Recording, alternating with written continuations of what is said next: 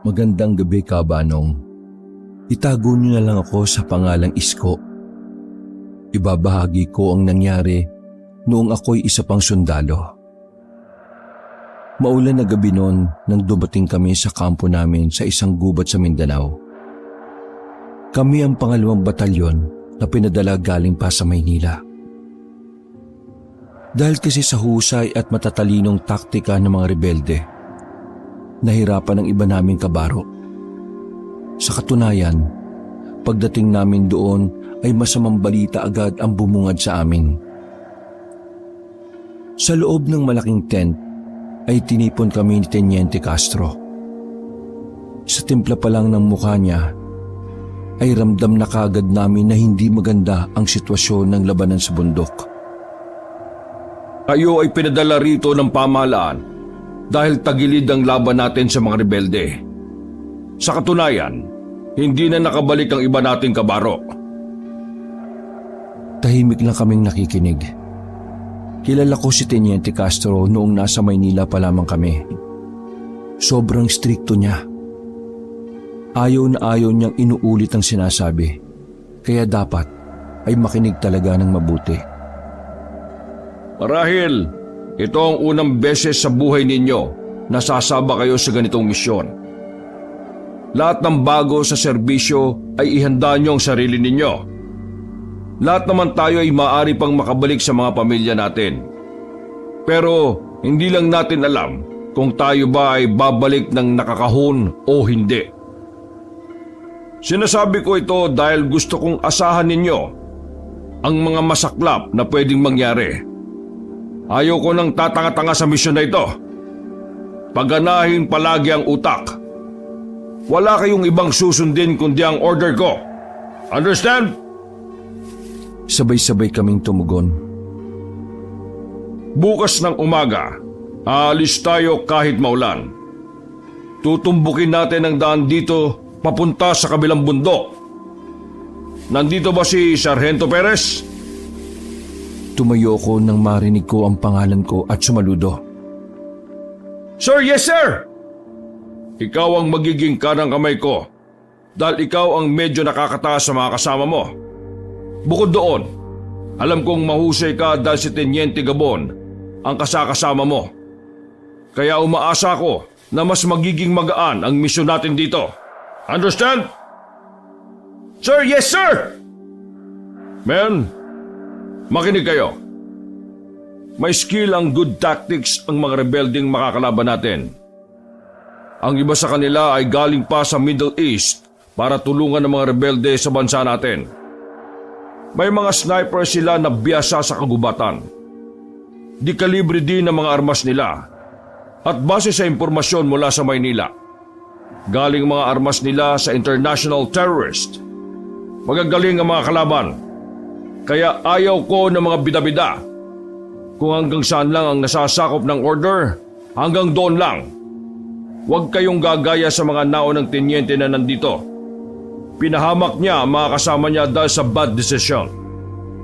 Kahit anong mangyari, kailangan malaman natin kung may mga nabuhay pa sa mga kabaro natin.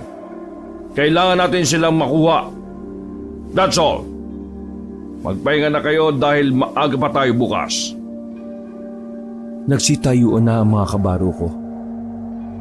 Tinapik pa ako ni Corporal Oman, isa sa mga kaklose ko sa hanay namin. Aalis na sana ako nang lapitan ako ni Teniente Castro. Sargento!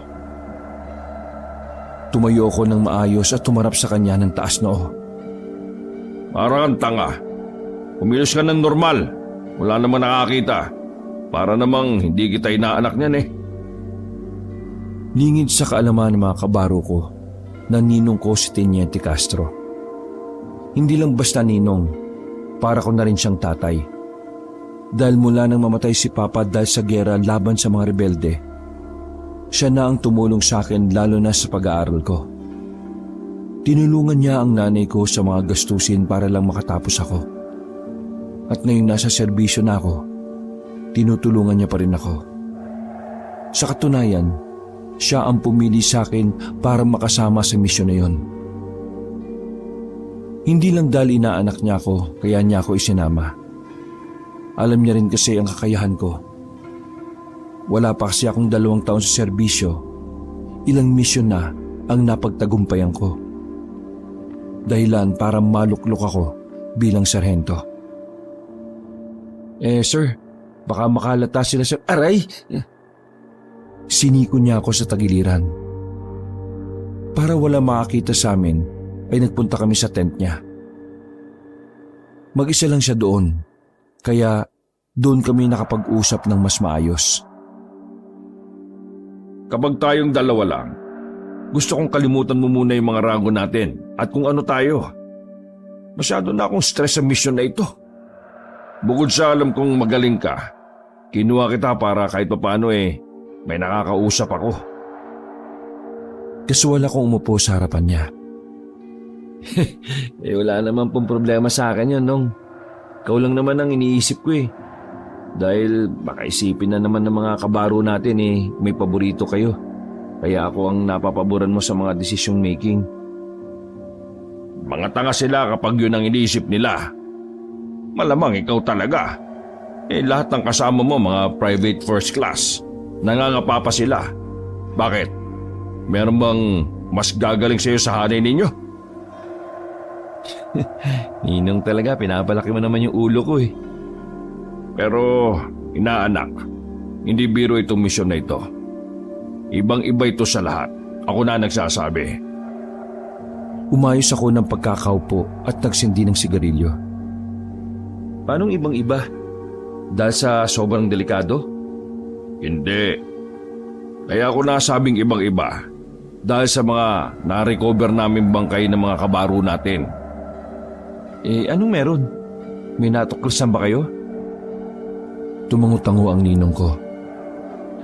Nagugulan pa nga rin ako kung bakit walang bala na na-recover sa katawan ng mga kabaro natin Sa halip, puro mga hiwa sa katawan lang at butas-butas sa mga tiyan nila.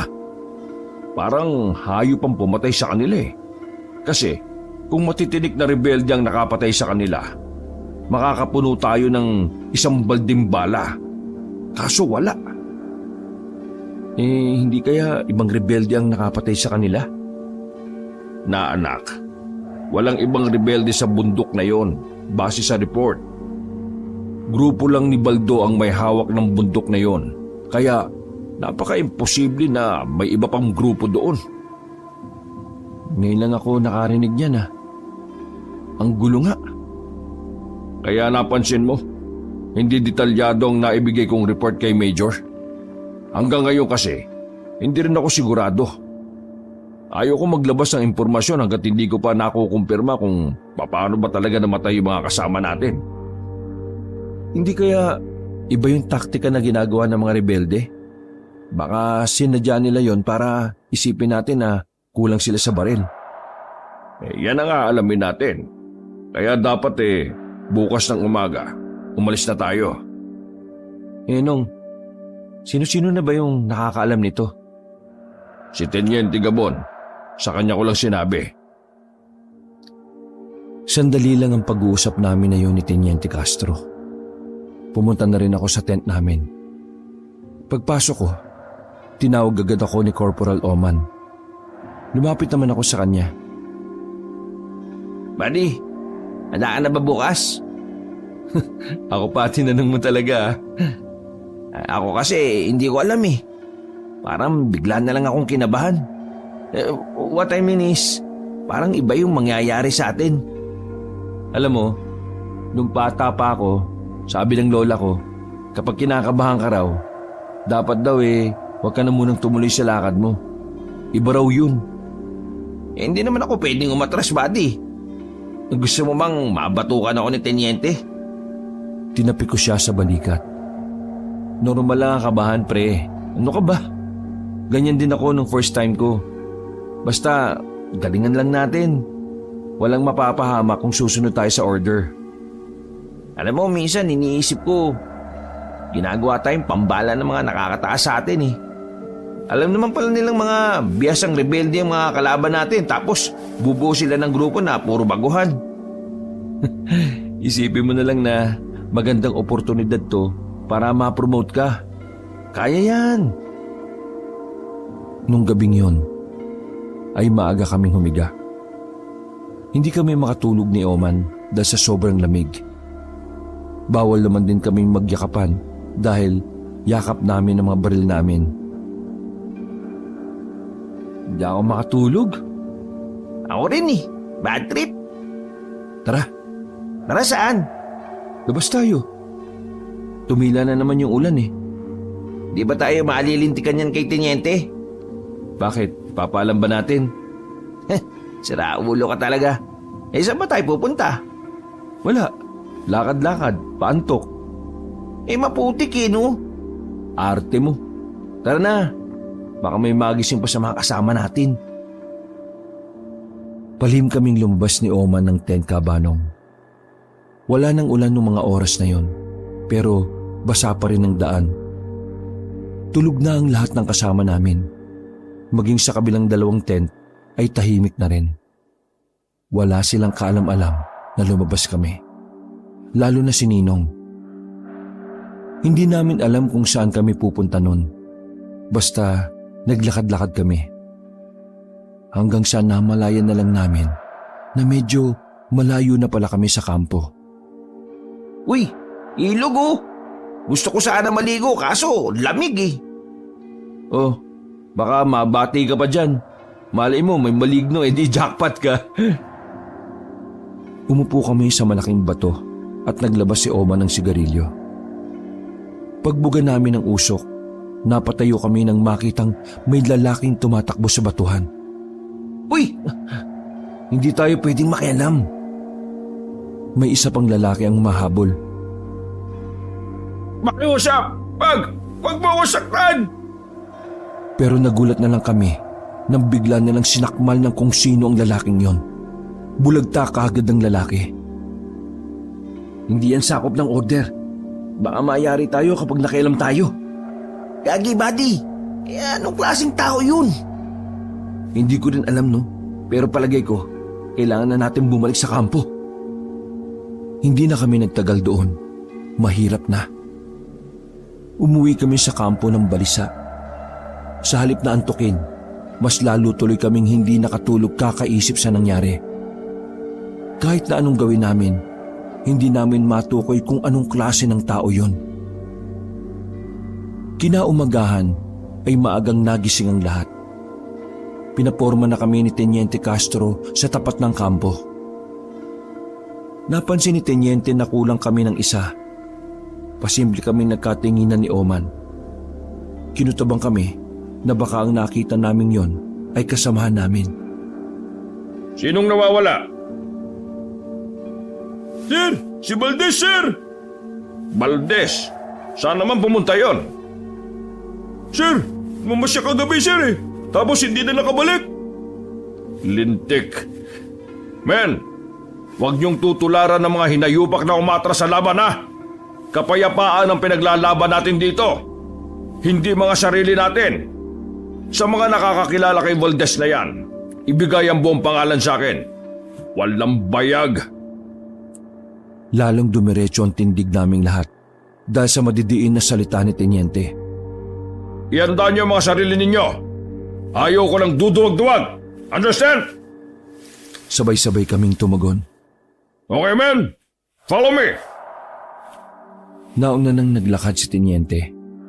Nagsimula ng kabahan ng mga kasamahan namin.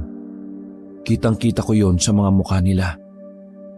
Alam na alam ko yon dahil ganun na ganun ako noong bago pa lamang ako sa misyon. Sa unang isang oras ng aming paglalakad, isang kagimbal-gimbal ang bumungad sa amin nang makarating na kami sa baba ng bundok. May mga taong patay, lasog-lasog ang kanilang mga katawan. Tiningnan maigi ni Teniente ang bangkay. Nabasa ko sa mukha niya na parang may iba siyang naiisip. Teniente, ayaw ko mang sabihin ito pero palagay ko, hindi taong pumatay rito. Lasog-lasog eh. Anong gusto mong sabihin, Sarento? Hindi kaya may mabangis na hayop dito? Mabangis na hayop? Tulad ng alin? Hindi ko rin alam, Tenyente. Pero malabong tao ang gagawa nito.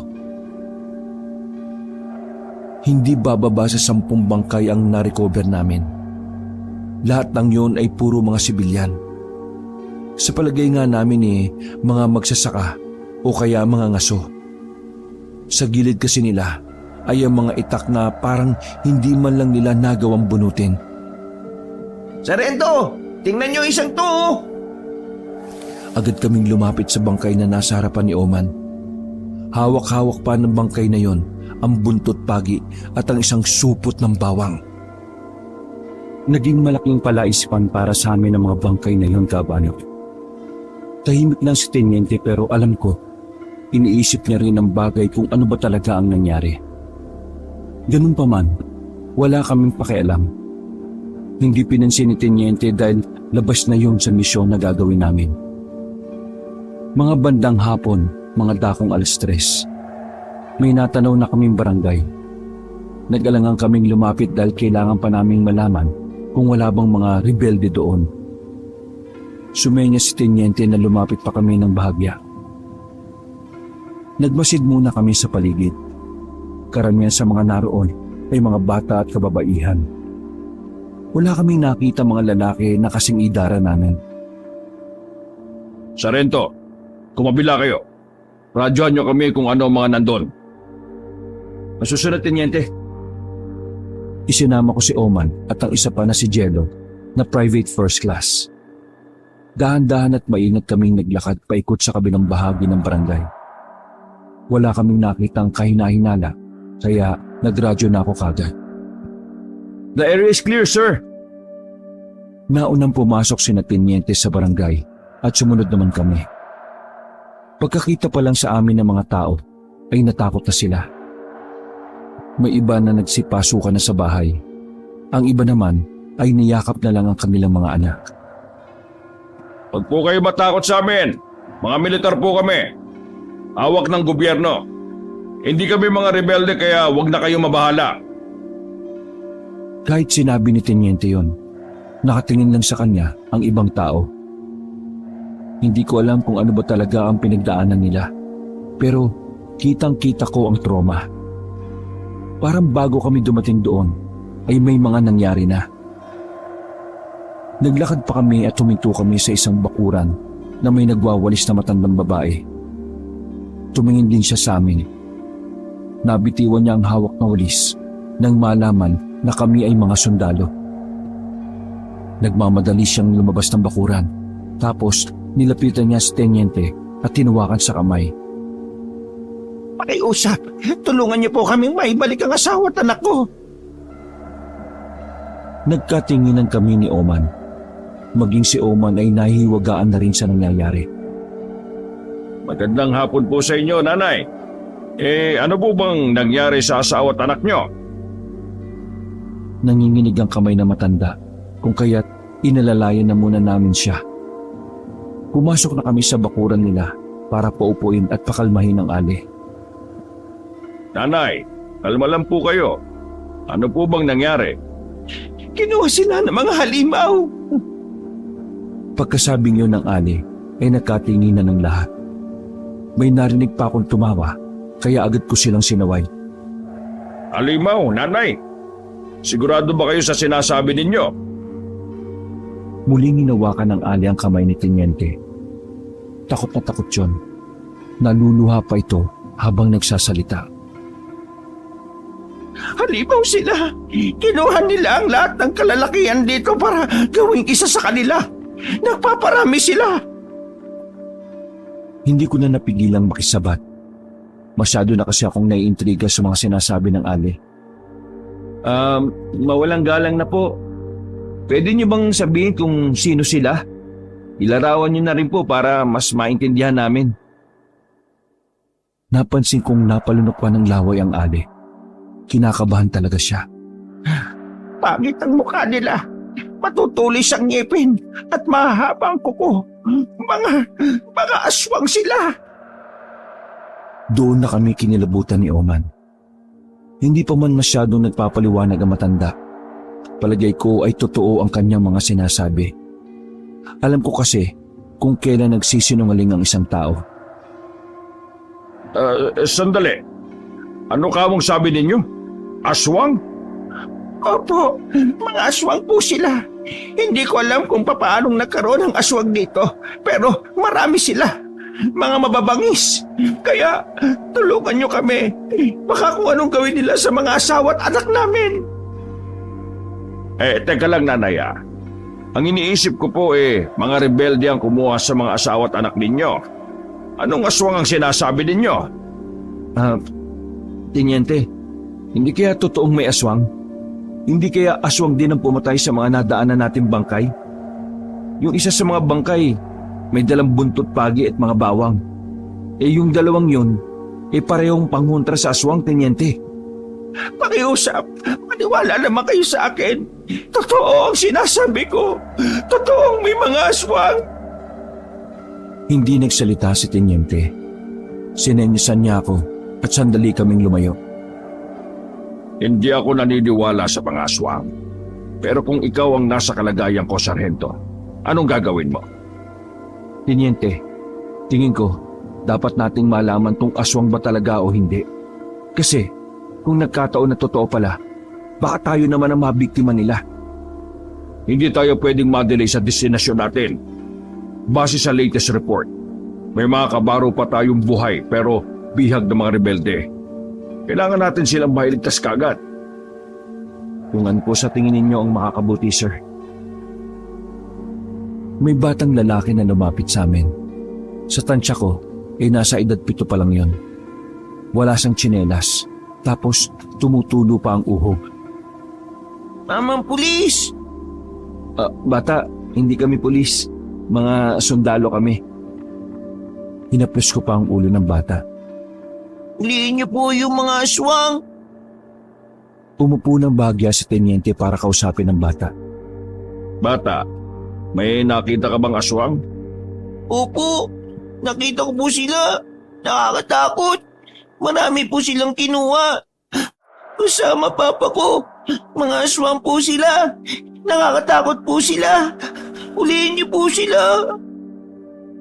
Teniente, bata na nagsasabi Kilala mo ko. Hindi talaga ako maniniwala hanggat hindi ako nakakakita. Tipunin mo sila. Aalis na tayo. Hindi ko nagawang kumbinsihin si Teniente. Hinayaan ko na lang din. Isa pa, baka makaapekto pa yon sa misyon namin. Maraming salamat po at pinadaan nyo kami sa inyong barangay. Sige po, tutuloy na po kami. Hindi na nagsalita ang Ali. Umiiyak lang yun na maglakad na kami paalis. Maging ang mga tao ring nakatingin ay tila ba ayaw kaming paalisin. Habang naglalakad kami ay hindi maiwasan ni Oman na banggitin sa akin ang tungkol sa aswang. Si Oman kasi tubong kapis talaga siya. Kaya naman marami siyang nalalaman tungkol sa mga aswang-aswang. Palagay ko talaga pre, totoong aswang ang mga kumuha sa mga kamag-anakan nila. Yun nga rin ang hinala ko Pati nga rin yata yung nakita natin sa ilog. Siguro aswang din yun Pero ayaw maniwala ni Teniente. Wala tayong magagawa. Isa pa, kailangan nating mag-focus sa misyon natin. Kung sa bagay. Inabot na kami ng gabi sa paglalakad sa kagubatan, Kabanong. Dakong 7:00 na ng gabi nang makarating kami sa paanan ng kabilang bundok. Men, ready yourself! Kanya-kanya na kaming tutok ng mga baril sa kung saan-saan habang naglalakad. Nasa bundok na kami kung saan pinaniniwalaang nagkukuta ang mga rebelde. Habang naglalakad kami, natalisod ang isa sa kasamahan namin. Nang tutukan niya ng ilaw ang natapakan niya, nagulat kaming lahat dahil bigla siyang tumili. Uy, Ryan, maayos ka nga. Napatakip na lang ng bibig si Ryan dahil sa pagtuli niya. Mas natuon ang atensyon namin sa bangkay na nakita naman namin. Pero sa pagkakataon na yun, bangkay na yun ang kasamahan namin. Kung hindi pa namin makikita ang name tag, hindi namin makikilala kung sino siya. Wasak-wasak ang muka. Tapos wala ng kaliwang kamay at paa. Inuud na rin ang nakabukas nitong tiyan. Tenyente, tingnan niyo oh. Grabe ang ginawa sa kabaro natin. Sinong taong gagawa niyan? Inalisan ng laman loob. Tenyente, sa tingin ko, aswang talagang pumapatay sa kagubatan. Pero mga rebelde ang kalaban natin, hindi mga aswang. Kaya magpo-focus lang tayo sa kung ano ang dapat nating gawin. Pero tenyente, napatay na ng aswang ang kasamahan natin. Nakakaalarma na ito. Paano kayo makakasiguro na aswang nga ang pumatay dyan? Dahil ba wala nang laman loob, aswang na kagad? Hindi nyo ba alam na may mga rebeldeng brutal talaga kung pumatay? Pero tenyente, paano kung sa atin naman? The only thing we can do for now is focus in our mission.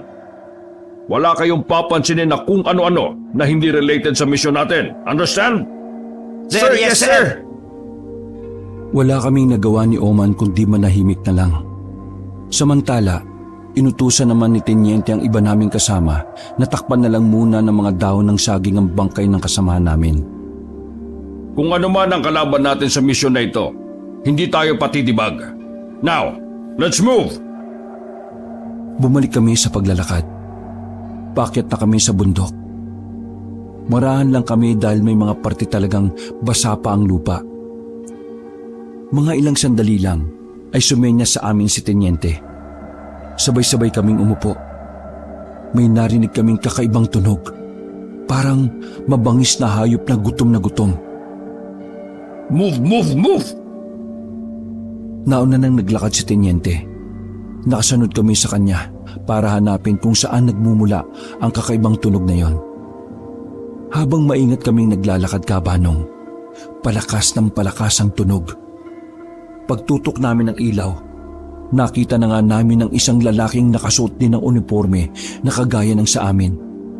May nilalapa siyang tao habang kinakawkaw ang tiyan. Pagtingin sa amin ng lalaki, nakilala siya ng iba naming kasama. Tenyente, si Burgos po yan! Gumapang na mabilis ang kasamahan naming si Burgos patungo sa amin. Nang kaunti na lang at maaabot na niya kami, ay pinaputokan kagad siya ni Tenyente sa ulo. Bulagta kagad si Burgos. Sirit ang dugo niya. Samantalang gulat naman kaming lahat. Maging si Tenyente Castro ay hindi rin makapaniwala. Nanlaki ang mga mata nito habang nakatingin sa patay ng si Burgos. Tenyente, hindi kaya naging aswang sila? May kakayaan ng mga aswang na magparami, Tenyente. Hindi kaya nabiktima sila at naging aswang? Hindi ito magandang senyales. Iba ang pakiramdam ko, pero kailangan pa rin nating tumuloy. Tenyente, paano kung makasalubong natin yung mga kabaro natin tapos aswang na sila? Sargento, para ka namang hindi na grade 2. Palagi mong tatandaan na kapag nalagay sa alanganin ang buhay mo, kailangan mong protektahan ang sarili mo. Pero mga kasama natin sila, sir! Kung totoo mang mga naging aswang na sila, hindi na sila parte ng samahan. Ibang tao na sila. Pinagpapawisan ng palad ko noon. Hindi ako kinakabahan dahil sa paparating na kalaban. Kinakabahan ako kasi hindi ko alam kung kaya ko bang pumatay ng kabaro. Kahit pa naging aswang na sila, mahirap para sa akin na paputukan sila, lalo na kung naka-uniforme pa. Parang nabawasan ng katapangan ko nung mga sandaling yon. First time akong mabahala. Dahil na rin sa yun din ang unang pagkakataon na nakatagpo kami ng mga aswang. Let's proceed! Napailing na lang kaming dalawa ni Oman. Nakaramdam kami ng awa kay Burgos. Pero yun na ang kapalaran niya. Minalas lang talaga siya dahil nabiktima siya ng mga aswang. Medyo malayo na ang nalalakad namin. Naghanap muna kami na matitigilan. Habang nagbabantay kami ni Oman sa paligid, nilapitan kami ni Tenyente. Himala na siya pa mismo ang nagbigay sa amin ng sigarilyo. Hindi ko inakala na hahantong ang misyon natin sa ganito. Mukhang mahihirapan tayo. Dalawa ang kalaban natin, mga rebelde at yung sinasabi niyong aswang. Kaya kung ano man ang kahantungan ng gagawin natin at kung sino man sa atin ang mabuhay, sana'y makarating ito sa nakatataas. Malamang, Tenyente, hindi sila maniniwala.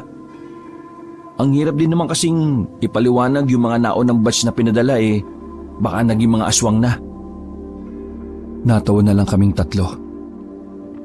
Nahinto na lang ang pag-uusap namin nang bigla na lang isa sa mga kasamahan namin ang tumili. Malamang si Ryan yun. Ang kasamahan namin na nagpapanggap lang na isang lalaki. Pero ang totoo, binabait talaga. Tiniente, si Ryan! May umila kay Ryan! Wala kaming sinayang ng pagkakataon. Dali-dali namin pinuntahan ng tumitili at sumisigaw na si Ryan. Pagdating namin doon, naabutan namin siyang nakakapit sa malaking ugat ng puno. May nakahawak sa paa niya na isang lalaki na kulay puti ang lahat ng mata. Help! Tulungan niyo ako, Kes! Diyos ko, Lord! Tuluyan na ngang lumabas ang tunay na kulay ni Ryan. Ganun pa man, wala namang kaming pakialam kung bakla siya. Hanggat parte siya ng samahan, ililigtas namin siya. Inasinta namin ni Oma ng maigi ang aswang na nakakapit sa binti niya. Natamaan naman agad siya sa ulo. Kaya naman nabitiwan nito si Ryan. Iika-ika at nadapa pa si Ryan nang makalapit sa amin. Tuklap kasi ang paa niya. Bumaong daw kasi ang matutulis na kuko ng aswang na yon. Thank you, Akala ko, dead balls kinakesh. Hati ang reaksyon ng tenyente namin noong mga sandaling yon. Nagulat ito sa pag-atake ng aswang, pero mas nagulat siya sa pagladlad ni Ryan. Search the vicinity! Baka may nagmamasid lang sa paligid. Move! Move! Tinulungan namin makatayo si Ryan. Isa naman sa mga kasama namin ang nagkusang gamutin ng binti niya. Makalipas ng halos 1 minuto, ay bumalik na rin ang iba naming kabaro kasama si Oman. Negative, sir. Kailangan na nating umalis dito. Hahanap tayo ng mas ligtas na lugar. Wait! Bakit? Galit pa kayo kasi nalaman nyo na bakla ako. Pakiusap, sana hindi to makarating kay Daddy. Saka na natin pag-usapan yan. Sa ngayon, kailangan na nating lisanin ng lugar na ito. Yung aswang, feeling ko rebelde siya. Napatigil si Tenyente nang marinig yun mula kay Ryan. May tattoo siya ng gagamba sa kamay. Ganon na ganon ang marka na pinakita sa atin bago tayo pumunta dito, di ba? Yun yung marka ng mga rebelde. Binalikan namin ang bangkay ng aswang. Nakita namin na may marka nga yung gagamba sa kanang kamay. Mukhang pati mga rebelde aswang na rin Tara! Move! Move! Move! Ako na at si Oma nang umalalay kay Ryan. Pero sa huli, pinasan ko na lang din siya. Ang daldal niya, kaya pinakinggan na lang namin kung ano ang mga sinasabi niya. Ilang taon din ako nagpanggap na lalaki para makapag-army. Ito kasing gusto ni Daddy sa akin Wala akong magawa. Napilitan akong itago ang totoong ako. Ang sabi kasi niya sa akin, magiging proud lang siya sa akin kapag naging sundalo ako. At kapag may nagawa na ako para sa bayan. Alam niyo, sa totoo lang, gusto ko nang tumakas nang pumunta tayo dito Kasi ayaw ko ng barilan. Scared ako, Kesh. Pero sabi ng Daddy ko, go lang daw ako. Kaya yun, sinunod ko. Naramdaman ko na lang na parang umiiyak na si Ryan. Mabuti na lang, nasa bandang likuran kami, kaya hindi siya nakikita ni Tenyente. Hindi ko alam kung paano ko matatanggap ng Daddy ko bilang anak niya. Ginagawa ko naman ang lahat pero wala pa rin. Gago naman pala yung tatay mo Kinokontrol niya ang buhay mo. Gusto mo, sampalin natin yung papa mo pagkatapos ng misyon na to? Sino bang papa mo? Si Major. Nasamid ako nang marinig yon. Agad kong binawi ang mga sinabi ko. Mahirap na. Baka may ibang makarinig. Mayayari ako. Siyempre, joke lang Si Major pala Doon ko lang naramdaman ang bigat na dinadala ni Ryan. Mas mabigat pa yon kaysa sa pagpasangko sa kanya. Major pala ang tatay niya, kaya ganun na lang din ang pressure na natatanggap niya. Pero bilib ako sa'yo ha. Nagawa mong maging matatag para sa gusto ng tatay mo.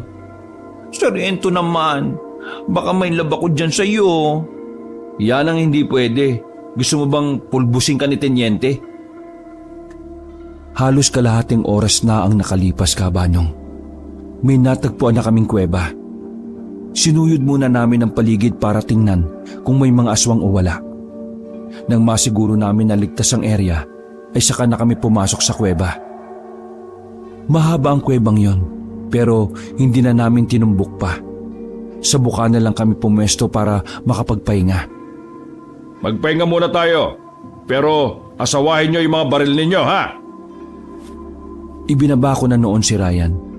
Matalim ang tingin sa kanya ni Tenyente. Sinamantala na namin ang pagkakataong yon. Kumain na kami at nagpahinga. Nagdesisyon si Tenyente na magpalipas na muna kami ng gabi roon. Masyado na kasing delikado dahil sa mga aswang. Hihintay na lang naming mag-umaga. Nang sa ganon, mas madali naming makikita kung may aswang sa paligid. Habang ang iba ay nakaidlip na, gising na gising kami nila Tenyente. Tenyente, pwede ba naming tumbukin tong kuweba? Baka mamaya may aswang sa loob. Sige, pero bumalik kayo kaagad ha. Kung ano man ang makikita nyo, sabihin nyo. Dala ang flashlight ay naglakad kami ni Oman papasok sa kuweba. Ilang metro pa lang ang nalalakad namin. Nakaamoy na kami ng mabaho. Masangsang ang amoy, parang nabubulok na ewan. Kaya naman hinanda na kaagad namin ni Oman ang baril namin. Nakaredy na rin ang mga radyo namin. Ilang hakbang pa, may nadatnan na kaming mga uniforme ng pangsundalo. Nang tingnan namin ang mga pangalan na nasa uniforme, pangalan nyo ng mga kasamahan naming una ng pinadala. Pucha, buddy. Sa mga kasama natin to ah. Wala kahit na kaunting bayad ng dugo ang mga uniforme. Kaya nasisiguro kong hinubad lang nila to. Pero ganun pa man, huwag tayo masyado magpakampante. Huwag nating alisin yung angulo na baka mga aswang na rin sila. Tara, kailangan na nating Napatigil ako nang marinig namin na merong paparating. Mga ilang sandali lang, isa sa kasamahan namin ang lumabas mula sa madilim na parte. Kulay puti na rin ang lahat ng mata niya. Tapos, nangingitim na rin ang bahagya ang muka. Nagradyo kaagad ako kina Tenyente, kaso paputol-putol naman. Ganon din ang dalang radyo ni Oman. Taknang toko naman oh. Bulok naman to. Bakit kasi hindi tayo bilan ng mga bagong gamit eh? Nakatingin lang sa amin ang kasamahan naming aswang na. Nang mapansin namin na unti-unti na siyang lumapit, nagsimula na kaming tumakbo pabalik sa bukana ng kuweba. Tenyente! May aswang! Hindi namin kayang paputukan ng aswang na yon. Nakokonsensya kami. Kaya sa halip na patayin namin, hinayaan na lang namin na habulin niya kami. Nang matanaw na namin sila Tenyente, ay nilakasan ko na ang sigaw ko. Nagising silang lahat. Paglapit namin sa kanila, ay sabay-sabay silang tumutok ng baril. Tenyente! Palagay ko nasa loob ang iba natin mga kasama. Nakita namin ang mga uniforme nila. Aswang na yata sila eh. Hindi na nakasagot si Tenyente Castro nang nasa harapan na namin ng aswang. Tenyente! Si Ruel yan! Nakatingin lang sa amin si Ruel, pero mukhang hindi na niya kami naaalala. Isa na talaga siyang halimaw na walang sariling pag-iisip. Ganun pa man, naisip ko pa rin subukan na kausapin siya. Maraming pinag-aaral na kapatid yan, sir. Hindi natin siya pwedeng patayin. Ibababa na sana ng iba mga baril nila, pero hindi pumayag si Tenyente. Do not let your guard down! Pero sir... Mamili kayo. Mapatay kayo ng aswang na yan o kayo ang papatay sa kanya. Meron din kayong mga pamilya na naghihintay sa inyo. Mag-isip kayo! Men, follow the order! Napapailing na lamang iba at napilitang itaas muli ang mga baril nila. Tenyente, susubukan ko siyang kausapin para malaman natin kung kaya niya bang kumilala. Tumango lang si Tenyente bilang pagpayag. Lumapit ako ng bahagya habang nasa gatilyo ng mahabang baril ko ang daliri ko. Ruel, nakikilala mo ba kami? Hindi sumagot si Ruel. Ruel, kami ito... Bigla niya akong nilundagan. Tangkang kakagatin na niya sana ako nang biglang may bumaril na kay Ruel. 2 beses yung pinaputokan sa ulo. Pagtingin ko sa gilid, nakita ko si Ryan na nakaporma. Sorry guys, master na si Ruel eh. Nakaramdam ng panghihinayang ang mga kasamahan namin. Mas kilala kasi nila si Ruel kaysa sa amin, kaya ganun na lang ang lungkot at pagkadismaya nila. Buti pa si Ryan mas pinairal ang pagiging militar kaysa sa emosyon. Now, let's move on! Nasa labas na kami ng bukana ng kuweba nang bigla na lang may mga bumagsak na aswang mula sa mga puno. Walang pagdadalawang isip namin pinaputokan ng mga yon. Ilan sa amin ang nasugatan. Kabilang na doon si Teniente at si Oman. Ganun pa man, nagawa pa rin naming mapatay ang mga unang batch ng aswang. Palagay ko ay mga rebelde yun dati dahil na rin sa mga tattoo nila sa kamay. Hindi pa kami nakaka-recover sa pag-atake. Narinig namin na may mga palabas na aswang mula sa loob ng kuweba. Marami ang sugatan sa amin nun. Ngunit kaya pa naman naming lumaban. Pero ang iba ay matindi na ang tama. Inakala namin na konti lang ang nasa loob. Kaya naman tinatagan namin ang loob namin. Kahit nasugatan ng iba, ay pumorma pa rin kami. Nakatutok lang ang mga baril sa kuweba. Ang kaso nga lang, bigla na namang may nanggaling sa puno. Sa pagkakataon na yon, dito na kami nalagay sa alanganin. Nalagas ang marami sa kasamahan namin. Talsika ng mga dugo. Ang iba pa sa kabaro namin ay mga kapwa sundalo namin ang nabaril. May mga daga kasi sa dibdib kaya hindi na naitutok ng maayos ang baril habang inaatake kami. Muli, napatay namin ang mga aswang na malapit sa amin. Ngunit ganun pa man, kami na lang 4 ang natira ni Teniente at Oman, kasama na rin si Ryan na nakaharang sa kuweba. Marami pang aswang ang nasa loob ng kuweba na umambang lalabas. Kapag nilusob kami ng mga yon, walang magagawa ang baril namin dahil sa dami nila. Mabibilis din kasi ang mga yon. Bukod pa ron, madilim din dahil flashlight lang naman ang nagsisilbi naming ilaw. Kaya naman naisip ni Teniente na umatras na muna.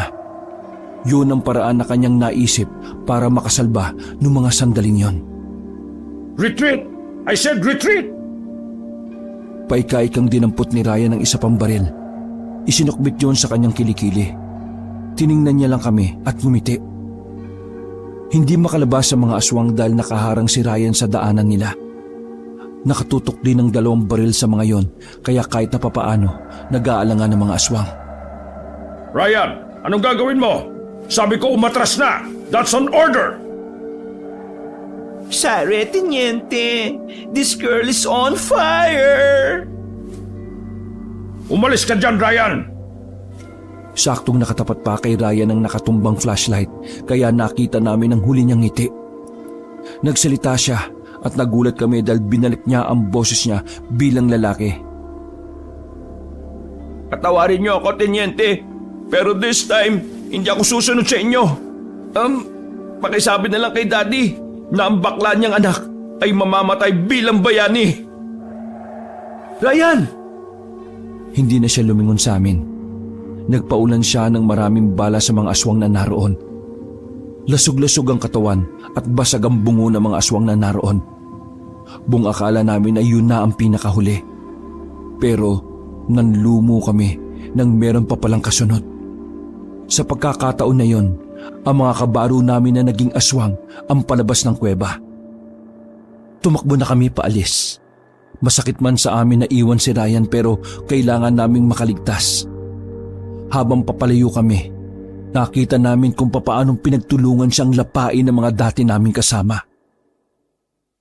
Nang makalayo na kami, ay narinig pa namin ang putok ng baril.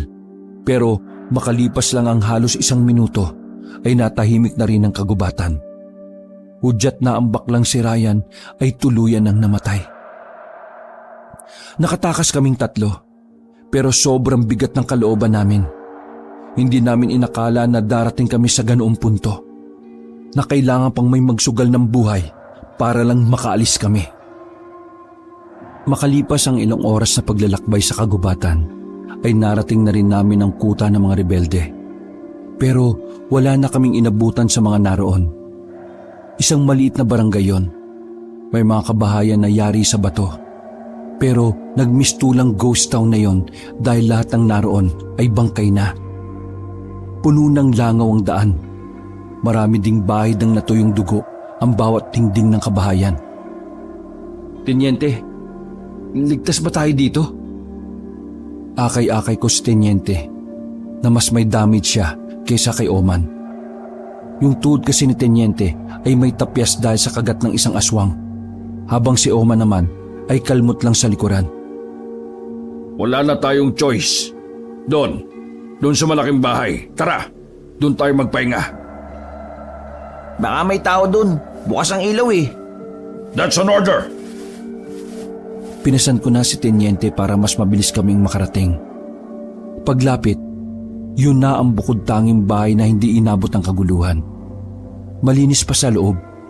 Wala naman tao kaya pumasok na rin kami. Isinarado namin ang mga bintana at pintuan. Binaba ko si Tenyente at maingat ko siyang inihiga sa sahig, habang si Oma naman ay umupo lang. Titingnan ko sa itaas kung may makikita akong pwedeng igamot dyan. Matapos ko magpaalam ay umakyat na rin ako. Pag-akyat ko, magulo ang naabutan ko. Nakakalat sa sahig ang ilang gamit. Kumpirmado talaga na kuta ng mga rebelde yon dahil may mga nakita kong naiwan pang mga mapa at strategy plan. May nahanap akong pang first aid. Wala nang ibang naroon kaya talo-talo na. Inagapan ko kagad ang pagdurugo ng binti ni Tenyente. Tinapalan ko ng benda ng maayos para hindi maimpeksyon. Si Oma naman ay inasikaso ko rin.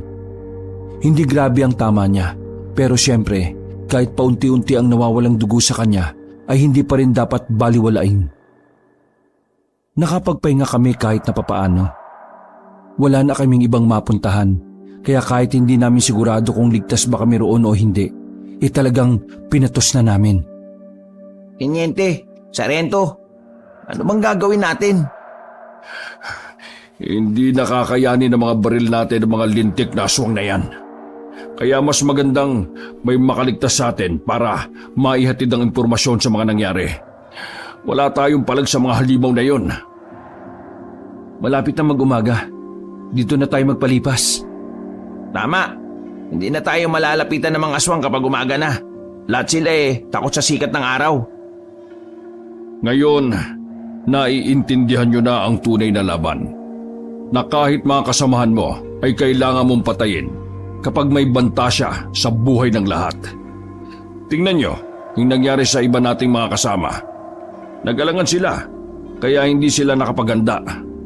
Namatay sila ng dahil sa katangahan at kaduwagan nila. Mas sumanga pa ako kay Ryan eh. Minsan talaga, mas lalaki pa sa lalaki mga bakla eh. Nakaramdam ako ng lungkot para kay Ryan. Sinugal niya ang buhay niya para makatakas kami. Sa lahat ng kasamahan namin, hindi namin inaasahan na siya pa ang gagawa nun.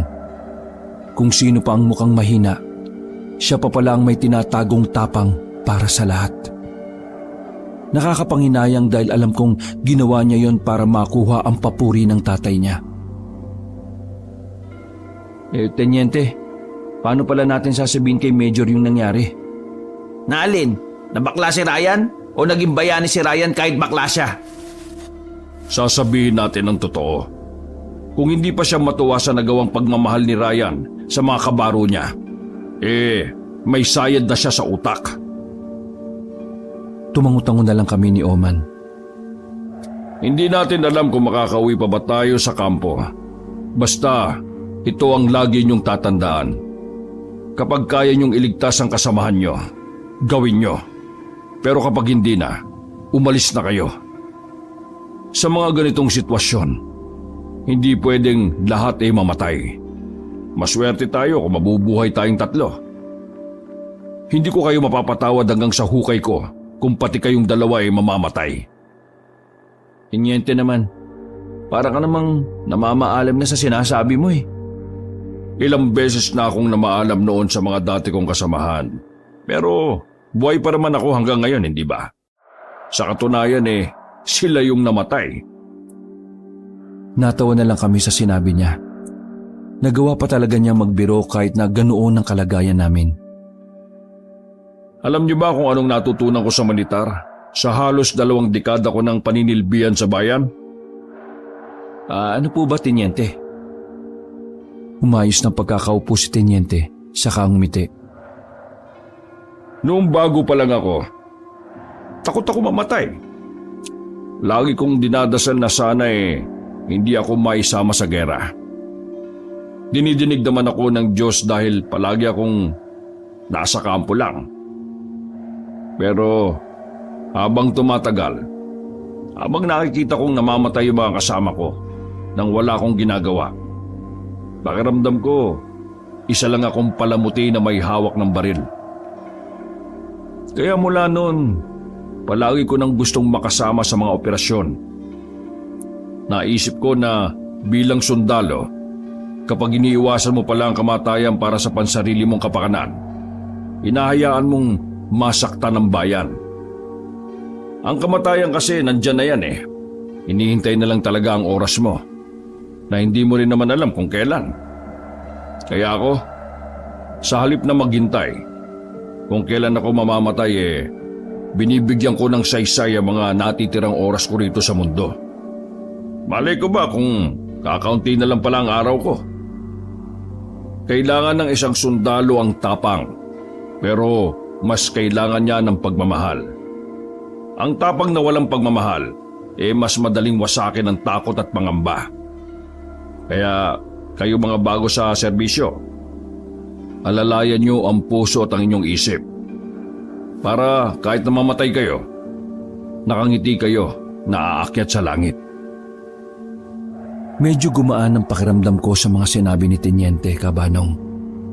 Napakasarap sa kalooban na makarinig ng mga ganong salita mula sa isang matagal na sa serbisyo. Matapos ang pag-uusap, kwentuhan at tawanan, ay nagdesisyon kami na magpahinga muna. Pero ako, nanatili akong gising. Hindi makatulog, kaya minabuti ko na lang na talagang magbantay para makapagpahinga sila na maayos. Habang natutulog sila, pasilip-silip ako sa bintana. May pagkakataon na lumalabas ako ng bahay para tingnan kung may ibang naroon. Dakong 6:00 na ng umaga nang magising na sila Teniente at Oman.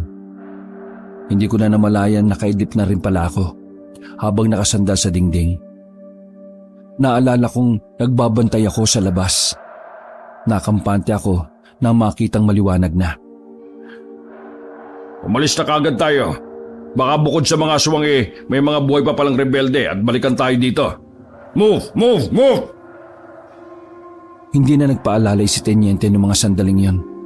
Kaya na raw niya maglakad mag-isa, kaya hinayaan ko na lang. Lalabas na sana kami ng pinto nang makarinig kami ng mga kakaibang tunog. Agad na napasilip si Teniente sa bintana.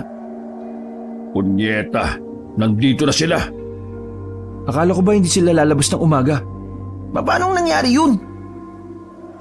Naalarma na lang kami nang biglang may kumalubog sa pinto.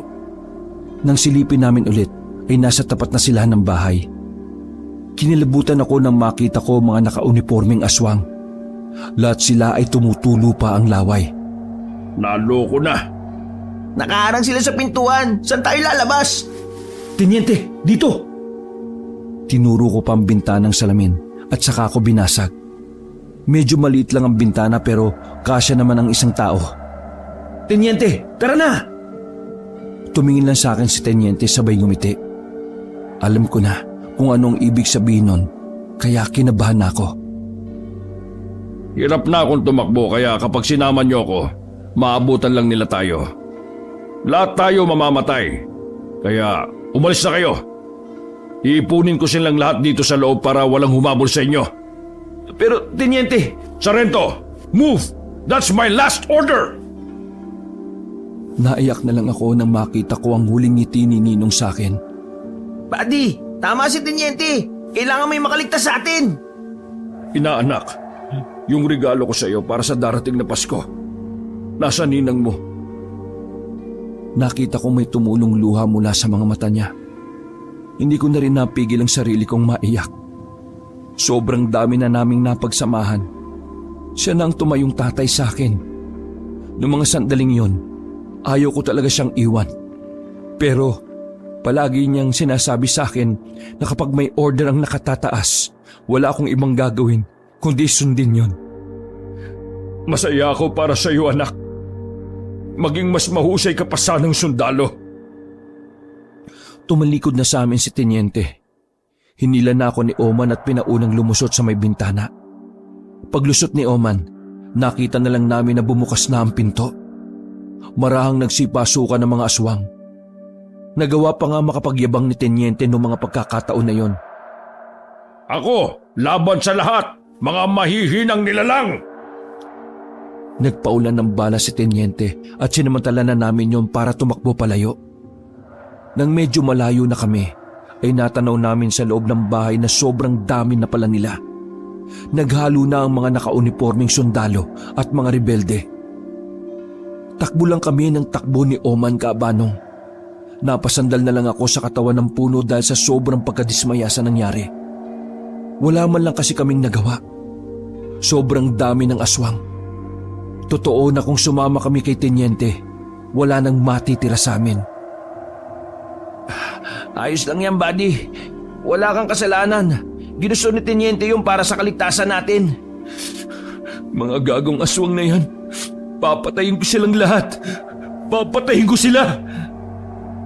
Nasa aktong babalik na ako, pero hinila ko ni Oman. Buddy, mag-isip ka nga. Papakamatay ka ba? Nakita mo naman kung gaano sila karami, di ba? Kung sasayangin mo yung buhay mo, mawawala ng saysay ang pagsasakripisyo ni Ryan at ni Tenyente. Mag-isip ka, buddy! Huminga ako ng malalim. Medyo kumalma ako sa sinabi ni Oman. Buddy, mga sundalo tayo. Oo, alam ko na ninong mo si Tenyente at parang siya na rin ang tatay mo. Pero pare, nakasalalay rin dito ang bayan natin. Kung hindi tayo makakauwi ng ligtas, hindi tayo makakahingi ng backup. Baka mas lalo pa silang dumami. Yari tayo kapag yung mga aswang na yan ang nakarating sa ibang isla at sa Maynila. Sige, naiintindihan ko na. Tara na. Nauna na akong naglakad. Dahil dalawa na lang kami, mas kinailangan naming magdoble ingat. Lalo pat yung mga aswang na yon ay hindi naman pala nasusunog sa araw. Kalokohan lang pala yung mga napapanood natin sa pelikula noon. Mga bandang hapon na makabalik kami ng kampo. Ang saya-saya na namin noon kasi nakaligtas kami. Kaso nang dumating kami sa kampo, patay na ang mga kasamahan namin na naiwan doon. Lasog-lasog ang mga katawan nila. Hindi na namin makilala ang iba. As in, walang natira. Dahan-dahan kaming pumasok sa tent Kaabanong. Nakita namin na parang may tao sa loob ng pinaglalagyan namin ng mga baril. Mahabang kahon yun, kaya inisip namin na baka may tao sa loob. Lumabas ka! Kung sino ka man! Labas! Nakatutok lang ang baril namin ni Oman sa kahon. Mga ilang sandali lang, isang lalaking walang pang itaas ang lumabas. Nakasuot lang siya ng uniforme naming pantalon. Ibinaba namin ang baril namin ng matantong kabaro namin siya. Anong nangyari dito? May mga pumuntang rebelde. Sir, pero kasama nila yung mga kabaro natin na naunang pinadala dito. Pero mga halimaw na sila, sir. Pinaglalalapan nila yung lahat na nandito. Mabuti na lang, nakapagtago ako sa kauna yan eh. Ngayon lang ako lumabas mula kagabi. Umabot na pala dito yung mga aswang sa kampo natin. Sira-sira na rin ang lahat ng gamit dito. Kahit telepono o radyo, wasak na rin. Hindi na tayo makukontak. Kailangan na nating umalis. Ikaw, suotin mo ang uniforme mo. Nauna na kaming lumabas ng tent. Mga ilang sandali lang ay naka-uniforme na ring lumabas ang lalaki. Naglakad kami kasamang isa pa naming kabaro-kabano. Hindi na namin nagamit ang truck dahil pinagbububutas din ng mga gulong.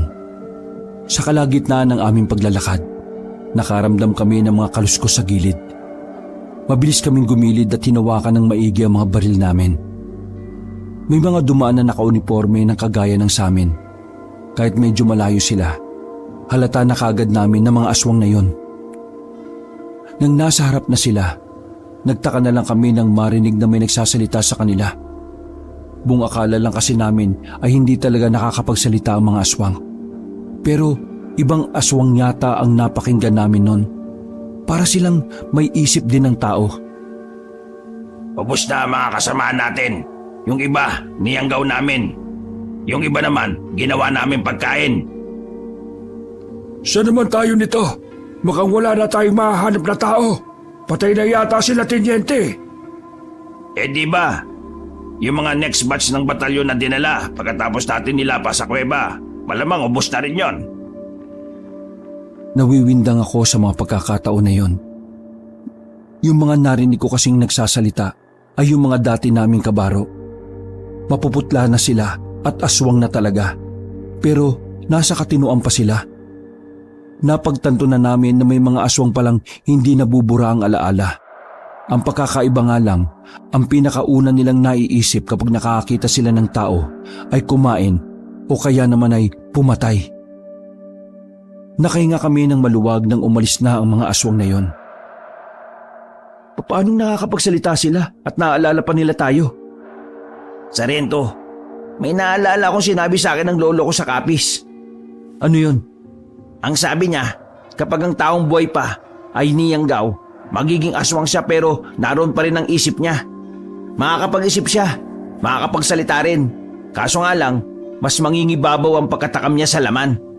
Pero kapag ang isang tao namatay at niyanggaw, mabubuhay yon bilang aswang na walang isip. Para silang nakaprogram lang para kumain at pumatay. Medyo nalinawan ako sa mga sinabi ni Oman. Pamilyar din naman kasi ako sa Yanggaw dahil naririnig ko na yan sa mga palabas dati. Mas delikado palang kalaban yung mga aswang na may isip. Oo, Sarento. Lalo pat mga dati rin silang kasamahan natin. Alam nila kung paano gumamit ng baril eh. Bukod sa may kaalaman din sila, mabibilis din sila. Wala tayong laban sa kanila ngayon. Kung ganon, kailangan nating umiwas sa kanila. Nagsalita ang kasamahan namin. Naalala ko na isinama na pala namin siya. Sa sobra niya kasing tahimik, akala ko kaming dalawa lang ni Oman na magkasama. Meron akong alam na daan palabas ng gubat na ito, Sarento. Kaso, delikado eh. Pero mas malapit ang daan na yun para makarating tayo sa baba ng bundok. Sige, ikaw mag-guide. Tumango ang kasamahan namin at nagsimula na rin kaming maglakad ulit. Dahil maliwanag na bakas ang kaguluhan sa bawat madaanan namin. May mga nadaanan kami mga nakahandusay sa daan. Halo-halo na ang nakikita namin. Mga kasamahan namin, mga rebelde at maging ilang sibilyan na naninirahan sa bundok. Isang oras na kaming naglalakad pero hindi pa rin namin nararating ang sinasabing daan ng kasamahan namin. Napapansin namin na parang iniisip niya kung saan na talaga ang direksyon. Alam mo ba talaga kung saan yung daan? Oo, Sarento. Alam ko yun. Nagtataka lang ako kung bakit parang iba na yata yung daan. Tandang-tanda ko, dito ako dumaan nung naghahanap kami ng panggatong. Isipin mo mabuti kung saan. Kailangan mong maalala. Tinahak lang namin ang tuwid na direksyon. Sabi ng kasama namin ay sigurado na siyang doon ang daan patungo sa mas ligtas na lugar. Pero mag-aalas 9 na ay hindi pa rin namin nahahanap at nararating ang sinasabi niya. Nakakaramdam na ako ng inis. Halos 2 oras at kalahati na kaming naglalakad. Mabuti na nga lang at hindi pa gaanong mainit noong mga sandaling yon. Huminto na muna kami at nagpasyang magpahinga. Kanina pa tayo naglalakad pero wala tayong nakikitang lagusan ah. Ano bang ginagawa mo? Nililigaw mo ba kami?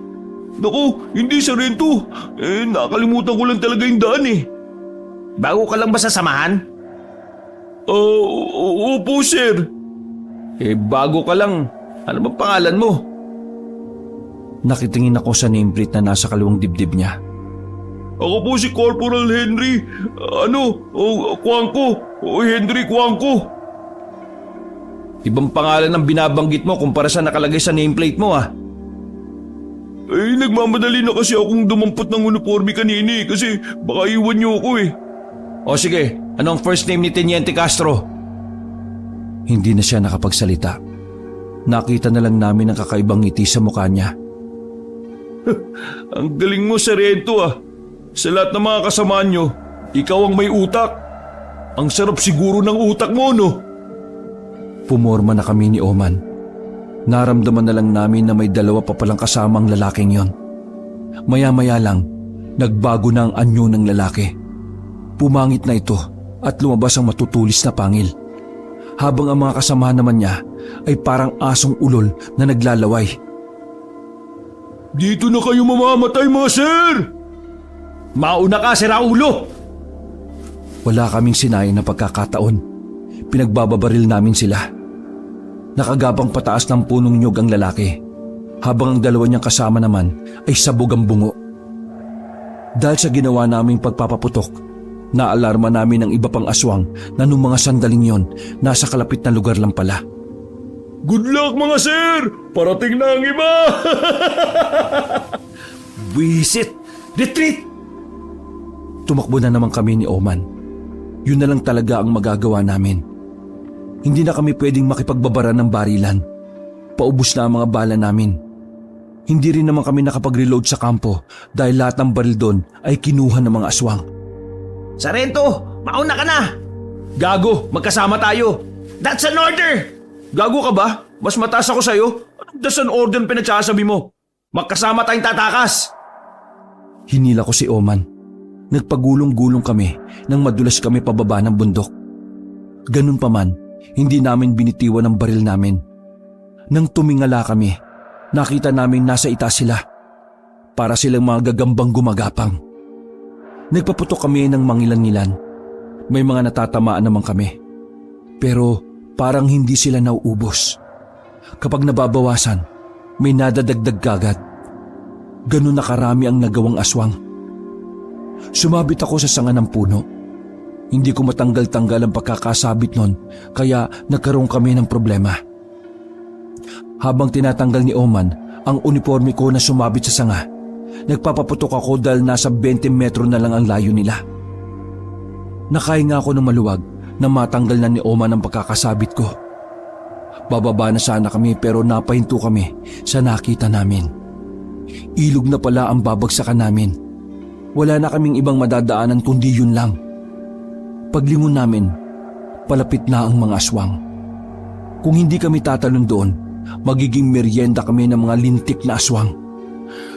Umanda ka, Oman! Handa na ako, Sargento! Bago kami malapitan ng mga aswang, ay tumalon na kami pababa.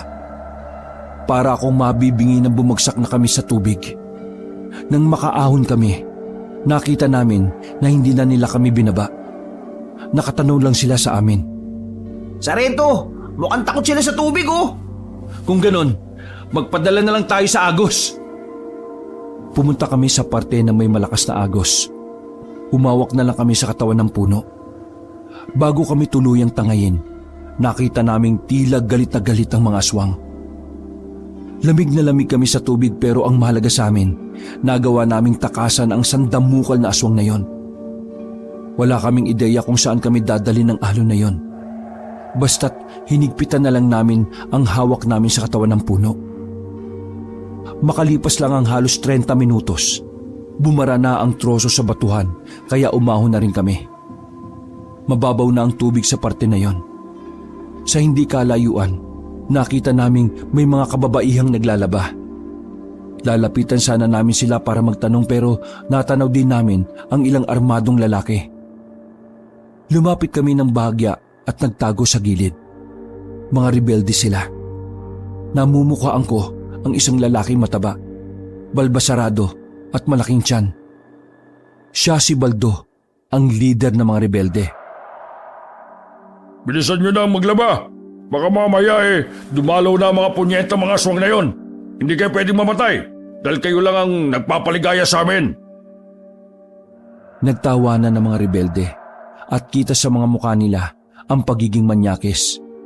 Sargento, anong gagawin natin? Ayan na yung mga rebelde na dapat nating hulihin eh. Hindi na yan ang order ng tenyente. Ang order, kailangan natin makauwi ng ligtas. Tumango na lamang si Oman.